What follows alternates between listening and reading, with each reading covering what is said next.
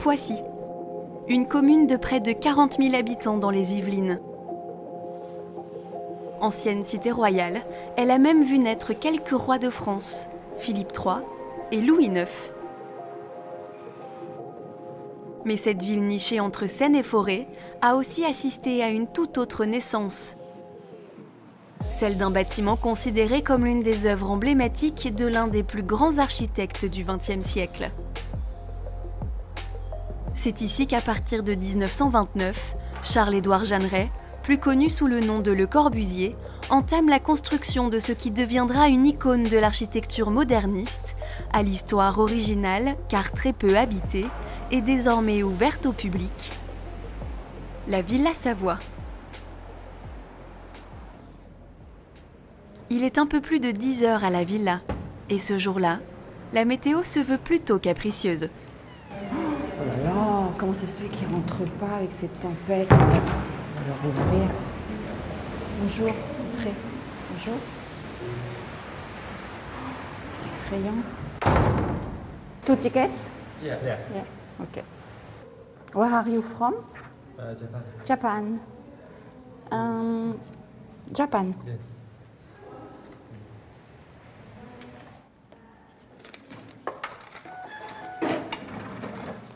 Thank you. You can go. Yes.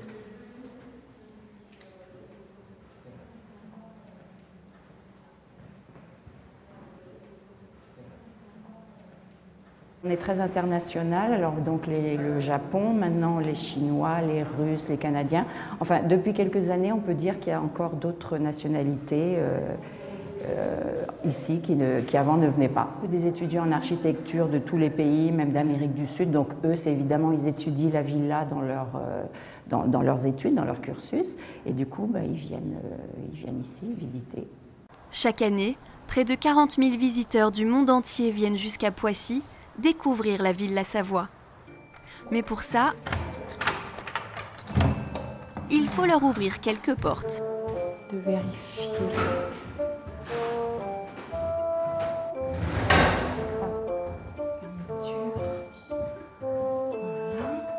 Toutes les portes sont fermées tous les soirs. Je vérifie cette fenêtre parce que c'est une fenêtre qui s'ouvre comme ça et s'il y a du vent, elle peut s'ouvrir. Et donc tous les matins, évidemment, alors attendez, elle est fermée de l'autre côté, eh bien on rouvre. On vérifie que les placards sont fermés et que tout va bien. Et pour un non-initié, la villa a des allures de labyrinthe. Parfois, les visiteurs ne voient pas ce couloir avec cette porte. Donc, ils redescendent et ils nous disent « on n'a pas vu la salle de bain ». Bon, parce qu'en photo, tout le monde connaît cette salle de bain. « On n'a pas vu la salle de bain avec la baignoire bleue ». Parce qu'ils ne voient pas ce renfoncement, vous voyez, qui est là. Et donc, ils ne viennent pas ici.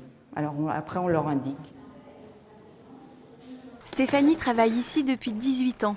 Autant dire qu'elle connaît la villa comme sa poche. Et même après toutes ces années, la lassitude est loin de s'être installée. C'est un lieu pour travailler qui est exceptionnel et souvent les visiteurs nous disent « vous en avez de la chance de travailler dans un lieu comme ça, et on est près de la nature, il y a de la lumière ». La villa tient son nom de ses commanditaires, la famille Savoie, des professionnels en assurance parisiens propriétaires d'un terrain de 7 hectares à Poissy. Pour réaliser leur rêve de résidence secondaire, ils font appel à l'architecte qui a construit la villa de leurs amis, les Church, à Ville-d'Avray. La Villa Savoie deviendra ainsi la dernière d'une série de villas blanches conçues par Le Corbusier, un architecte aujourd'hui considéré comme l'emblème international de l'architecture moderne.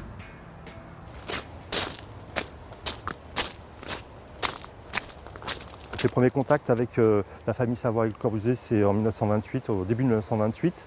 C'est une commande qui change par rapport à ce qu'il a l'habitude dans cette série des villas blanches, où il est toujours soit sur des clients très exigeants, ou alors toujours avec des problèmes de budget, ou encore avec des problèmes, on va dire, géométriques, spatiales très contraints, en centre-ville, etc.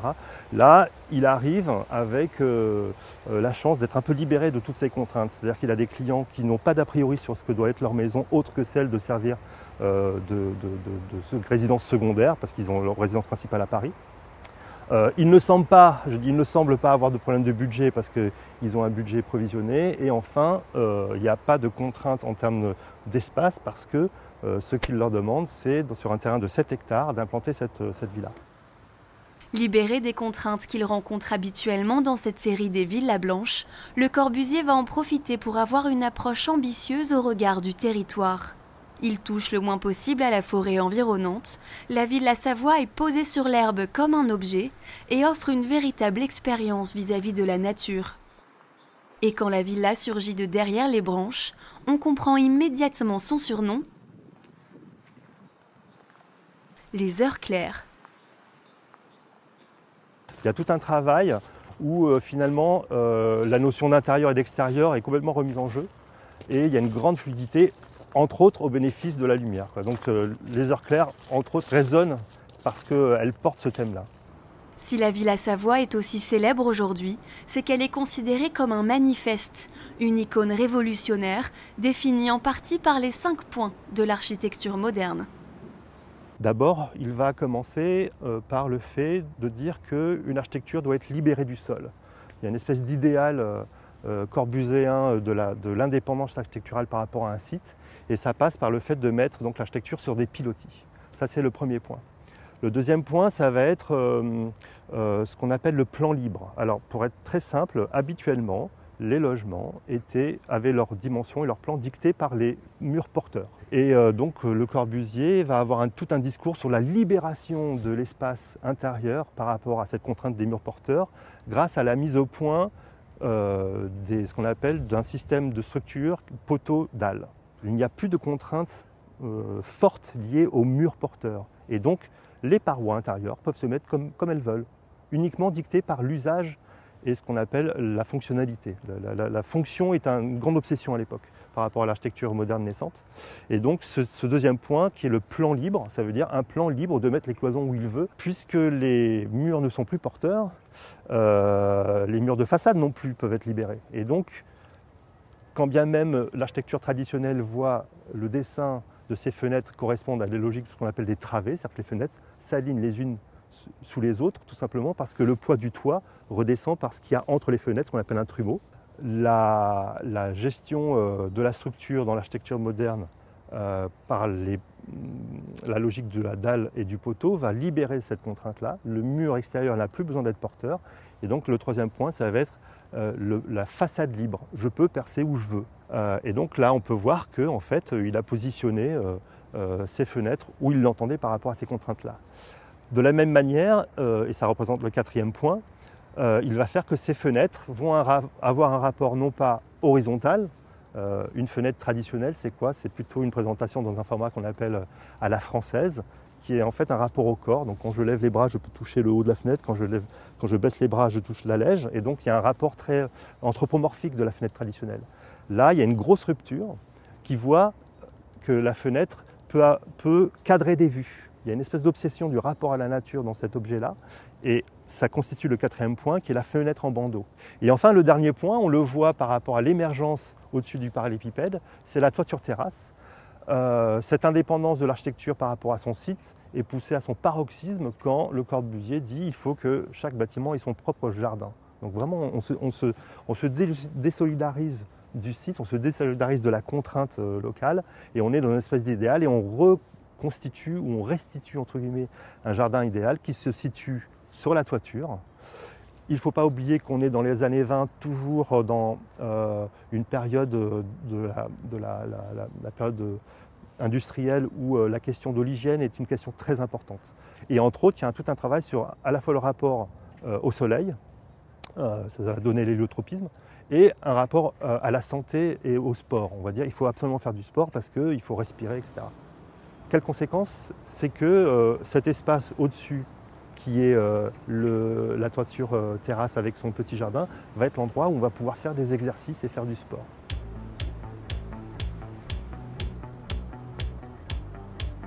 Madame Savoie désirait une maison de plein pied, sauf la chambre, qui devait être située à l'étage. Et le moins qu'on puisse dire, c'est que Le Corbusier va littéralement bousculer son programme. Le rez-de-chaussée de 60 mètres carrés est pensé pour l'automobile et les domestiques. Les espaces de vie sont concentrés aux 2 étages supérieurs et offrent de magnifiques points de vue sur la nature. La villa, quant à elle, est conçue comme une véritable balade architecturale. Un salon de 84 mètres carrés qui donne directement sur la terrasse. La chambre de leur fils.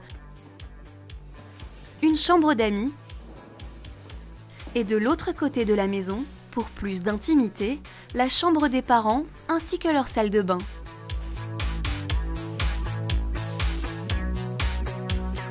Entre ces 2 espaces, un simple rideau sert de cloison.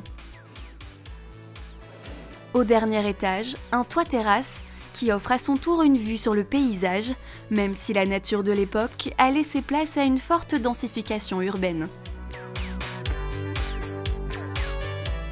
Le mouvement moderne essaye de s'abstraire des contraintes du site, mais aussi des contraintes de la matière. Par exemple, il n'y a plus de limite entre l'intérieur et l'extérieur. La terrasse n'est plus que la continuité du salon. Des notions symptomatiques de l'architecture moderne, mais qui portent en son sein un certain nombre de problèmes à venir.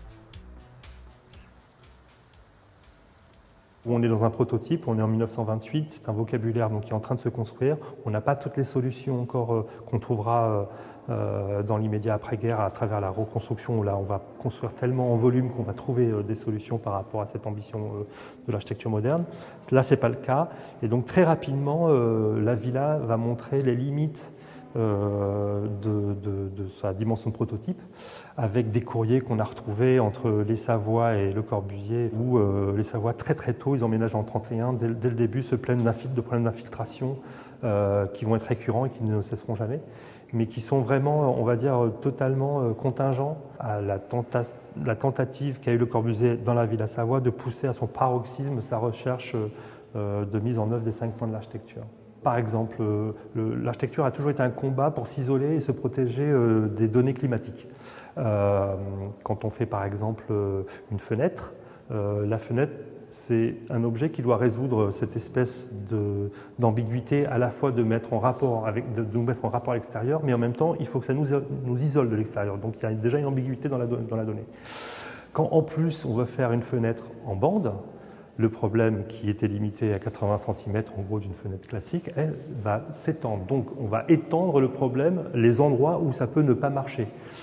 Et par ailleurs, on veut prétendre que la façade est libre de toute composition. Donc elle n'est pas porteuse, donc elle est étroite. Donc l'espace dans lequel on peut mettre cette menuiserie qui constitue la fenêtre est encore plus petit. Donc s'il est encore plus petit, tous les petits dispositifs qui font en sorte que l'eau de pluie est rabattue et rejetée sur l'extérieur à travers des dispositifs comme le regingot, etc., on va dire, ne sont pas optimisés. Et donc il y a plein d'endroits comme ça c'est juste un exemple, mais il y a plein d'autres exemples. La Villa Savoie a souvent été moquée pour ses infiltrations d'eau, un problème inhérent à son statut même de prototype et des erreurs qui ont par la suite permis l'amélioration de l'architecture.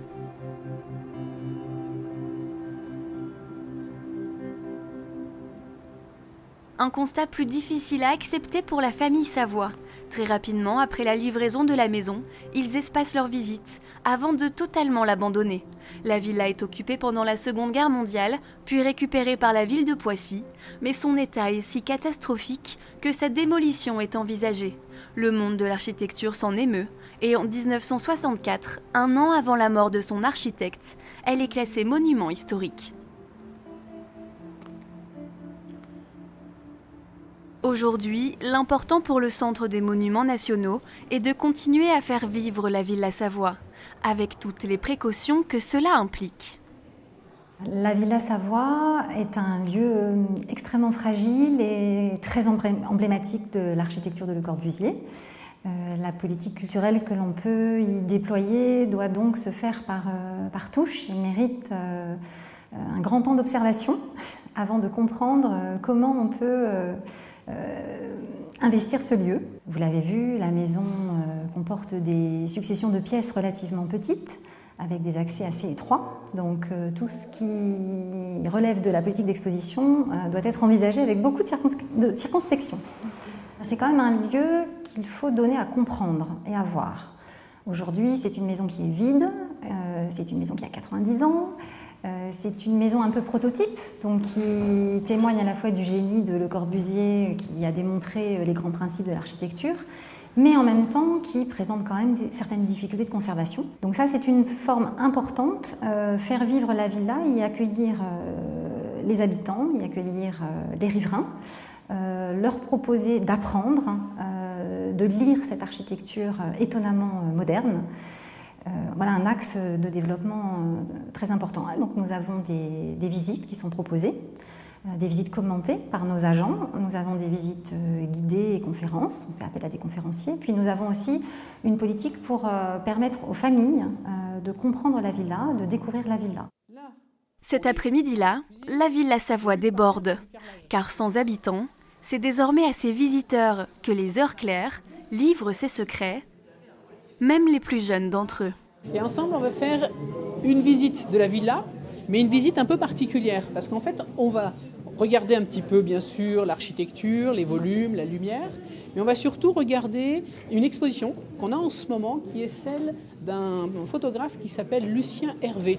Et Lucien Hervé a travaillé avec Le Corbusier, il a pris beaucoup de photos de ses constructions, et nous, on va faire un atelier photo justement après, pendant la visite. Et donc, on va surtout regarder les photos. Alors, comme il y a beaucoup de monde, on va commencer là-haut. On sera plus tranquille. D'accord ? Pardon. Alors, vous venez d'où en fait ? Poissy. De Poissy. Poissy. Médan. Et Poissy. D'accord. Donc, vous connaissiez la maison déjà ? Oui. Oui, vous l'avez déjà visitée ? Oui.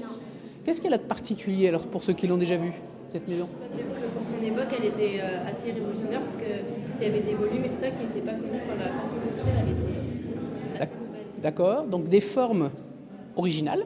Effectivement, c'est des formes qui ressemblent à quoi ? Géométrique. Des formes géométriques. Regardez par exemple, ici c'est quoi cette forme-là ? Un triangle. Ici, Un rectangle. un rectangle. Là, un demi-cercle. Voilà. Donc vous voyez qu'en fait on a des formes très simples qui vont être utilisées par Le Corbusier pour créer un nouveau type de maison. Et puis en plus Le Corbusier il a une passion, c'est pour la lumière. Et regardez ici, on est au premier étage et la lumière elle vient de partout. Et Le Corbusier va essayer de la capter. Il va essayer de jouer avec cette lumière pour qu'elle rentre dans toutes les pièces et qu'elle se reflète, que toutes les pièces soient lumineuses. L'escalier il est quand même génial. Regardez. Vous avez vu ? L'escalier, il y a plus de vide que de plein. C'est un trou, ça. Il n'y a rien, ici. Ça ne me gêne pas pour aller regarder ce qui se passe dans la chambre, au fond. Je vais voir jusqu'au jardin, là-bas. Et si je me retourne par là, regardez. Donc j'ai déjà le premier plan avec l'escalier, la rampe, là, juste là, avec la rampe.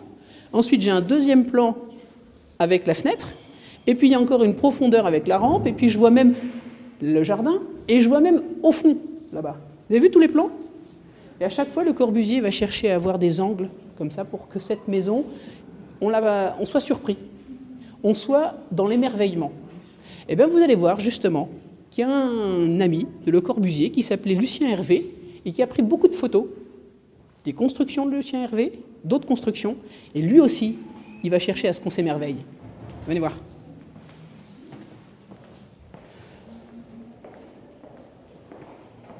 Et regardez les photos qu'il fait. Regardez ici. Déjà, qu'est-ce qu'on pourrait dire ? Est-ce qu'elles sont en couleur ? Non. Tout en noir et blanc. Alors vous allez me dire, mais noir et blanc, ça fait que 2 couleurs. On s'ennuie un peu avec du noir et blanc. Est-ce que c'est vrai ? Est-ce qu'il n'y a que 2 couleurs, vraiment ? Regardez. Il y a plein de nuances de gris. De quoi ? De blanc.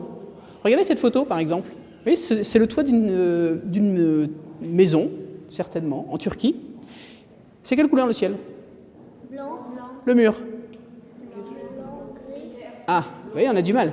C'est blanc. Mais en fait, si c'était blanc sur blanc, on verrait rien. Donc ça veut dire que ce n'est pas le même blanc, donc ça veut dire que c'est un peu gris. Avec des choses qu'on a vues dans la ville là. Ces formes-là, regardez celle-ci, ici, celle-ci, là. Hein, on n'en a pas vu un peu dans la maison là ? Si.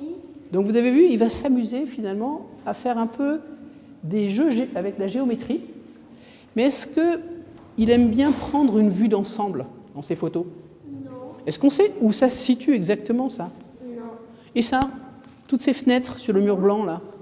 Non. on ne sait pas où c'est. Donc en fait, Lucien Hervé, il ne cherche pas à prendre une vue d'ensemble pour qu'on reconnaisse un monument. Il va essayer de zoomer, de prendre des détails, et puis de nous surprendre avec des détails que nous n'aurions pas forcément vus. Après ces explications, c'est au tour des enfants de s'improviser photographe. Et le moins qu'on puisse dire, c'est que la leçon a très vite été assimilée.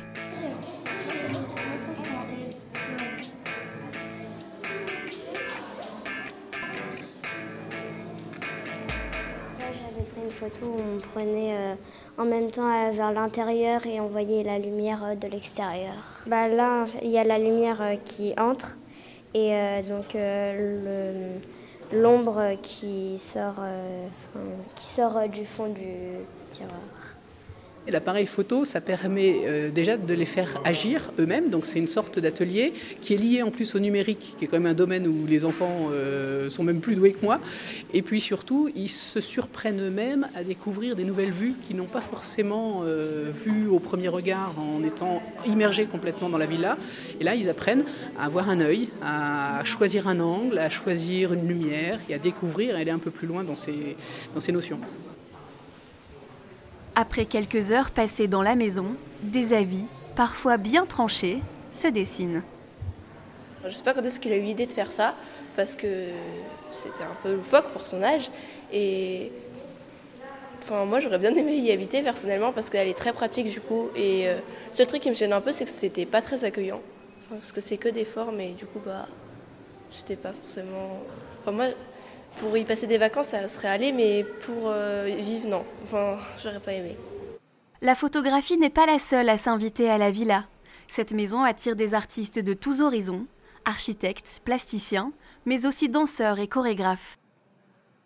Alors l'an passé, on a eu un très joli projet avec la Fondation Le Corbusier et le Festival d'automne de Paris, puisque deux chorégraphes contemporains, Gérard and Kelly, des artistes américains de la côte ouest américaine, ont développé un travail chorégraphique en lien avec les architectes. Donc, ils ont déjà eu l'occasion de faire quelques créations aux États-Unis. Et en 2019, ils ont souhaité développer un cycle autour de Le Corbusier. Ils ont jeté leur dévolu sur la villa. On a la chance, par exemple, cette année, d'accueillir Françoise Petrovitch, qui est une artiste française de renommée internationale, une plasticienne. Donc Françoise Petrovitch va créer des peintures et des sculptures qui vont être disséminées dans les différentes parties de la villa en travaillant sur le chromatisme. Un lieu comme la villa se prête merveilleusement bien à la création contemporaine. Le Corbusier était également lui-même architecte, on le sait, urbaniste, on le sait, mais c'était un peintre, c'était un sculpteur, c'était un écrivain, c'était un avant-gardiste, et il a toujours essayé de promouvoir le mélange des arts. Du côté de l'atelier photo, c'est l'heure de la découverte des clichés. C'est celle-ci ? On peut y aller ? Très bien. Et une chose est sûre, des photographes sont nés. Là, il y a les courbes, on voit toutes les courbes ici. Là, il y a une zone d'ombre qu'on peut reconnaître qu'elle est plus foncée ici, un arc de cercle. Tout là, c'est une zone d'ombre. Si on la retourne comme ça, ici, on peut voir un T et là, un triangle. Et du coup, vous voyez bien les différents blancs. Et ici, il y a plus d'ombre qu'en haut. Et les formes géométriques. Qu'est-ce que vous avez remarqué ? Est-ce que, tout de suite, on imagine le sens de toutes les photos ? On sait comment ça va se prendre. Celle-ci. Celle-ci. Et ça commence. Et donc, quand on va zoomer, là, on va partir complètement sur un autre sujet, c'est-à-dire qu'on ne va pas s'attacher à une représentation de la maison. On ne va pas faire la maison. On va essayer de créer en fait autre chose. Et donc en zoomant, on va avoir ces effets de contraste, de forme, géométrique, d'ombre, de lumière. C'est exactement ce qu'on a ici. Avec ses 40 000 visiteurs par an, la villa peut être, comme cet après-midi, plutôt surchargée. Une bonne nouvelle pour Virginie, qui souhaite attiser la curiosité de tous les publics. On a un groupe de visiteurs du groupe intergénérationnel de Colombes, donc des personnes du 3e âge, qui viennent en visite avec des conférenciers. Et puis en parallèle, on a des ateliers enfants autour de la photo à l'occasion de l'exposition Lucien Hervé. On essaye de multiplier les actions de médiation qui nous permettent de diversifier la découverte de ce monument et que chacun puisse se l'approprier. La journée se termine à la villa qui retrouve progressivement son calme. Dans quelques années, elle ne devrait plus être la seule à attirer les amoureux d'architecture et les curieux du monde entier. À quelques pas de là, un musée dédié à l'œuvre de Le Corbusier devrait bientôt voir le jour, inauguration prévue en 2027.